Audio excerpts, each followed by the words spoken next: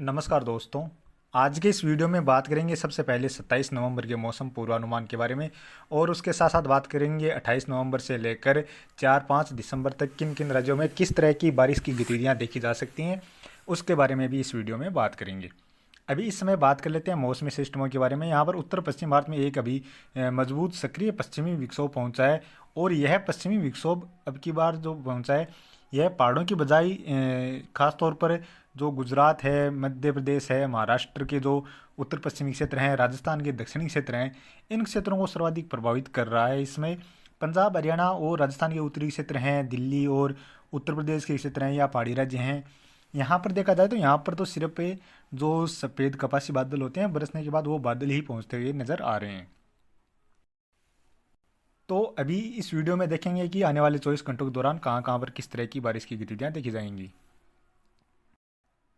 और अभी इस समय लाइव लाइटनिंग में आप देख सकते हैं मुंबई में जो महाराष्ट्र में जो मुंबई के आसपास के क्षेत्रों से लेकर जलगांव के आसपास जो क्षेत्र हैं, नासिक के आसपास जो क्षेत्र हैं, इन क्षेत्रों में देखा जाए तो काफ़ी स्थानों पर तेज़ गरज चमक के साथ बारिश की गतिविधियां देखी जा रही हैं।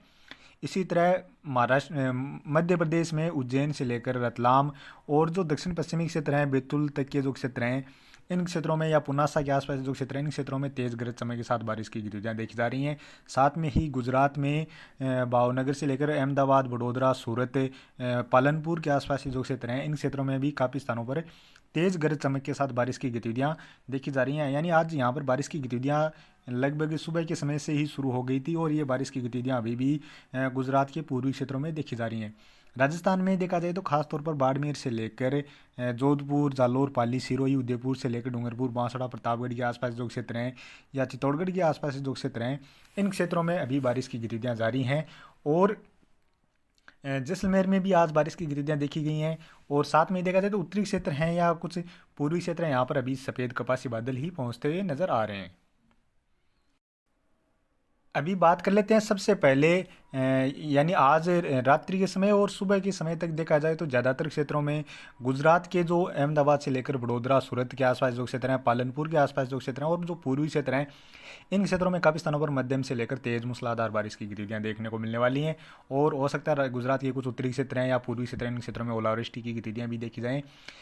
महाराष्ट्र में मुंबई से लेकर जलगांव, नासिक के आसपास जो क्षेत्र हैं, साथ में ही अकोला, अमरावती के आसपास जो क्षेत्र हैं, कुछ मध्य तक के क्षेत्र हैं, यहाँ पर भी तेज़ गरज चमक के साथ बारिश की गतिविधियाँ देखी जा सकती हैं। और जो अमरावती, अकोला के आसपास जो क्षेत्र हैं या जलगांव के आसपास जो क्षेत्र हैं, इन क्षेत्रों में कुछ स्थानों पर ओलावृष्टि भी देखी जा सकती है। इसी तरह बात करें मध्य प्रदेश में भी उज्जैन से लेकर रतलाम, नीमच, बैतूल के आसपास जो क्षेत्र हैं, पुनासा और भोपाल तक के जो क्षेत्र हैं, इन क्षेत्रों में भी काफ़ी स्थानों पर तेज़ गरज चमक के साथ मध्यम से लेकर तेज़ मूसलाधार बारिश की गतिविधियाँ देखी जा सकती हैं। और बीच बीच में काफ़ी सारे क्षेत्र ऐसे भी हो सकते हैं जहाँ पर 2-3 mm तक की बारिश की गतिविधियाँ भी देखी जा सकती हैं। इसी तरह बात करें राजस्थान की तो राजस्थान में भी अभी रात्रि के समय जो उदयपुर से लेकर डूंगरपुर, बांसवाड़ा, प्रतापगढ़, चित्तौड़गढ़ के आसपास जो क्षेत्र हैं या जोधपुर से लेकर बाड़मेर के आसपास जो क्षेत्र हैं, जालोर, पाली, सिरोही के क्षेत्र हैं, इन क्षेत्रों में गरज चमक के साथ कुछ स्थानों पर हल्की मध्यम दर्जे की या एक आध स्थान पर तेज मूसलाधार बारिश के साथ साथ ओलावृष्टि की गतिविधियां भी देखी जा सकती हैं। और इसी तरह राजस्थान के कुछ मध्य के क्षेत्र हैं यानी जोधपुर से लेकर बीकानेर, नागौर के आसपास जो क्षेत्र हैं या अजमेर के आसपास जो क्षेत्र हैं या चूरू से लेकर सीकर, झुंझुनू, जयपुर, अलवर के आसपास जो क्षेत्र हैं, इन क्षेत्रों में भी एक आध स्थान पर हल्की बूंदाबांदी या हल्की बारिश की गतिविधियाँ देखने को मिल जाएँ या एक दो स्थान पर ओलावृष्टि जैसी गतिविधियाँ देखने को मिल जाएँ। कोटा संभाग के क्षेत्रों में भी बारिश की गतिविधियाँ रात्रि समय देखी जा सकती हैं। अब बात करें आने वाले 24 घंटों के दौरान देखा जाए तो यानी रात्रि के बाद कल जैसे ही सुबह के समय भी बारिश की गतिविधियाँ देखी जाएंगी, लेकिन दोपहर के बाद बारिश की गतिविधियों में गुजरात से लेकर राजस्थान के क्षेत्रों में बारिश की गतिविधियों में कमी आ जाएगी। और राजस्थान में देखा जाए तो कल दोपहर के बाद या शाम के समय जो चूरू से लेकर सीकर, झुंझुनू के आसपास जो क्षेत्र हैं, जयपुर, अलवर के आसपास जो क्षेत्र हैं या कुछ पूर्वी क्षेत्र हैं, कोटा, बूंदी, बारात, झालावाड़ के आसपास जो क्षेत्र हैं, इन क्षेत्रों में इक्का दुक्का स्थान पर हल्की बारिश की गतिविधियाँ देखी जा सकती हैं। और थोड़ी बहुत बूंदाबांदी या हल्की बारिश की गतिविधियाँ जो दक्षिणी क्षेत्र हैं, इन क्षेत्रों में भी देखी जा सकती हैं। लेकिन कुल मिलाकर देखा जाए तो राजस्थान में कल दोपहर के बाद बारिश की गतिविधियों में पूरी तरह से कमी आने की संभावनाएं नज़र आ रही हैं। और इसी तरह गुजरात में भी रात्रि के बाद सुबह के समय से ही बारिश की गतिविधियों में कमी आ जाएगी। रात्रि के समय तो यहाँ पर पूर्वी क्षेत्रों में काफ़ी स्थानों पर तेज़ बारिश की गतिविधियाँ देखी जाएंगी। मध्य प्रदेश के जो पश्चिमी क्षेत्र हैं इन क्षेत्रों में रात्रि के समय से लेकर कल सुबह 10-11 बजे के समय तक बारिश की गतिविधियाँ देखी जा सकती हैं। उसके बाद यहाँ पर भी पूरी तरह से कमी आ जाएगी। हालांकि इक्का दुक्का स्थान पर बादल आएंगे जिसके प्रभाव से इक्का दुक्का स्थान पर हल्की बारिश की गतिविधियाँ देखी जा सकती हैं। और आने वाले 24 घंटों के दौरान देखा जाए तो यानी कल सुबह के समय से ही यहाँ पर मध्य प्रदेश के जो पूर्वी क्षेत्र हैं इन क्षेत्रों में या कुछ बैतूल से लेकर छिंदवाड़ा, उमरिया, जबलपुर के आसपास जो क्षेत्र हैं इन क्षेत्रों की ओर बारिश की गतिविधियाँ नज़र आ रही हैं। हालांकि यहाँ पर बारिश की गतिविधियाँ हल्की रहेंगी क्योंकि जो पश्चिमी क्षेत्र हैं इन क्षेत्रों में जिस तरह की बारिश की गतिविधियाँ नज़र आ रही हैं उससे यहाँ पर बारिश की गतिविधियों में पूरी तरह से कमी रहेगी। यानी यहाँ पर 1-2 mm से लेकर 1-2 mm ज़्यादातर क्षेत्रों में 1-2 mm या 3-4 mm तक की बारिश की गतिविधियाँ देखी जा सकती हैं। और इसी तरह बात करें महाराष्ट्र के पश्चिमी क्षेत्रों में हल्की बारिश की गतिविधियाँ नजर आ रही हैं, लेकिन अकोला अमरावती से लेकर नांदेड़, चंद्रपुर, नागपुर के आसपास जो क्षेत्र हैं इन क्षेत्रों में काफ़ी स्थानों पर मध्यम से लेकर तेज़ मूसलाधार बारिश की गतिविधियाँ भी नज़र आ रही हैं। इसी तरह बात करें केरल से लेकर कर्नाटक, तमिलनाडु, आंध्र प्रदेश के क्षेत्रों में या तेलंगाना में भी कुछ स्थानों पर हल्की बारिश की गतिविधियाँ नज़र आ रही हैं और कुछ स्थानों पर खंड बारिश के रूप में मध्यम दर्जे की बारिश की गतिविधियाँ भी नज़र आ रही हैं। छत्तीसगढ़ के जो पश्चिमी क्षेत्र हैं इन क्षेत्रों में भी कदुआ स्थान पर हल्की बारिश की गतिविधियाँ नजर आ रही हैं और उत्तर प्रदेश में जो अलीगढ़, आगरा के आसपास जो क्षेत्र हैं इन क्षेत्रों में कदुआ स्थान पर हल्की बारिश की गतिविधियाँ नजर आ रही हैं। पहाड़ी राज्यों में देखा जाए तो यहाँ पर जम्मू कश्मीर से लेकर हिमाचल प्रदेश, उत्तराखंड में कुछ स्थानों पर हल्की बारिश के साथ साथ हल्की बर्फबारी की गतिविधियाँ भी देखी जा सकती हैं। और इसी तरह बात करें बंगाल की खाड़ी में यहाँ पर अंडमान निकोबार द्वीप समूह के क्षेत्रों की ओर बारिश की गतिविधियों में बढ़ोतरी नजर आ रही है। यानी अब आने वाले 24 से 48 घंटों के दौरान यहाँ पर एक सर्कुलेशन बनता हुआ नज़र आ सकता है जिसके प्रभाव से अभी से ही ये बारिश की गतिविधियाँ बढ़ती हुई नज़र आ रही हैं। और बात करें 28 नवंबर को भी पहाड़ी राज्यों में जम्मू कश्मीर, हिमाचल प्रदेश, उत्तराखंड में थोड़े बहुत बादल या एक आध स्थान पर हल्की बारिश की गतिविधियाँ देखी जा सकती हैं। और 28 नवंबर को मध्य प्रदेश के पूर्वी क्षेत्रों से लेकर जो दक्षिण पूर्वी क्षेत्र हैं, कुछ दक्षिणी क्षेत्र हैं, इन क्षेत्रों में भी बारिश की गतिविधियाँ जारी रहती हुई नजर आ रही हैं।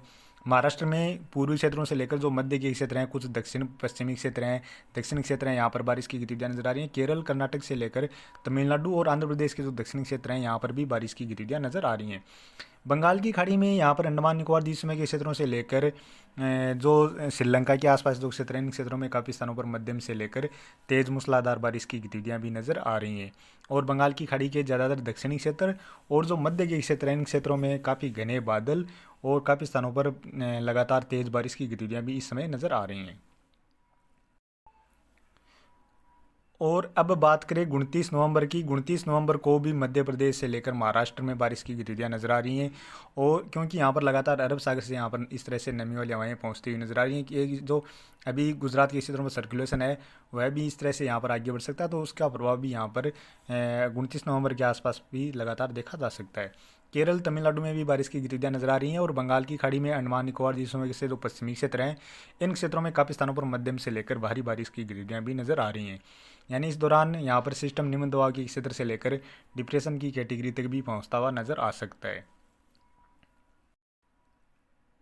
अब बात करें 30 नवंबर की। 30 नवंबर को भी बंगाल की खाड़ी में अंडमान निकोबार द्वीप समूह से लेकर जो पश्चिमी क्षेत्र हैं अंडमान निकोबार द्वीप समूह से इन क्षेत्रों में काफ़ी स्थानों पर मध्यम से लेकर भारी बारिश की गतिविधियाँ नजर आ रही हैं। मध्य प्रदेश से लेकर महाराष्ट्र में भी छिटपुट क्षेत्रों में हल्की मध्यम दर्जे की बारिश की गतिविधियाँ लगातार नजर आ रही हैं। केरल और तमिलनाडु में बारिश की गतिविधियाँ नजर आ रही हैं। पहाड़ों पर जम्मू कश्मीर और गिलगिट बाल्टिस्तान के आसपास जो क्षेत्र हैं यहाँ पर बारिश की गतिविधियाँ नजर आ रही हैं।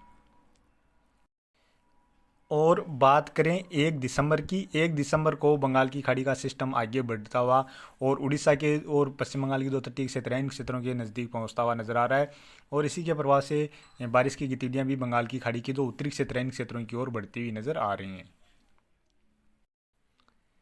और बात करें 2 दिसंबर की। 2 दिसंबर को भी यह सिस्टम और आगे बढ़कर उड़ीसा और पश्चिम बंगाल के जो तटीय क्षेत्र हैं साथ में ही बांग्लादेश के जो तटीय क्षेत्र हैं इन क्षेत्रों को प्रभावित करता हुआ नजर आ रहा है। त्रिपुरा से लेकर मिजोरम, मणिपुर के आसपास जो क्षेत्र हैं इन क्षेत्रों की ओर भी बारिश की गतिविधियाँ नजर आ रही हैं। अंडमान निकोबार द्वीप समूह के क्षेत्रों की ओर भी बारिश की गतिविधियाँ नजर आ रही हैं। बाकी मध्य प्रदेश और महाराष्ट्र के क्षेत्रों की ओर बारिश की गतिविधियाँ पूरी तरह से कम होती नजर आ रही हैं। केरल और कर्नाटक के जो पश्चिमी तटीय क्षेत्र हैं यहाँ पर बारिश की गतिविधियाँ नजर आ रही हैं। अब बात करें 3 दिसंबर की। 3 दिसंबर को भी पश्चिम बंगाल और बांग्लादेश के जो दक्षिणी तटीय क्षेत्र हैं, मणिपुर, मिजोरम, त्रिपुरा के आसपास जो क्षेत्र हैं, इन क्षेत्रों में काफ़ी स्थानों पर मध्यम से लेकर तेज मूसलाधार बारिश की गतिविधियां नजर आ रही हैं। अंडमान निकोबार द्वीप समूह के क्षेत्रों की ओर भी काफ़ी स्थानों पर मध्यम से लेकर तेज मूसलाधार बारिश की गतिविधियां नजर आ रही हैं। अब बात करें 4 दिसंबर की। 4 दिसंबर को भी जो मणिपुर, मिजोरम, त्रिपुरा के क्षेत्र हैं, यहाँ पर बारिश की गतिविधियां नजर आ रही हैं और साथ में ही अंडमान निकोबार द्वीप समूह के क्षेत्रों की ओर लगातार हल्की मध्यम से लेकर तेज मूसलाधार बारिश की गतिविधियां नजर आ रही हैं। केरल और तमिलनाडु में भी कुछ स्थानों पर बारिश की गतिविधियां नजर आ रही हैं। बाकी लगभग सभी क्षेत्रों की ओर मुख्यतः मौसम साफ ही नजर आ रहा है।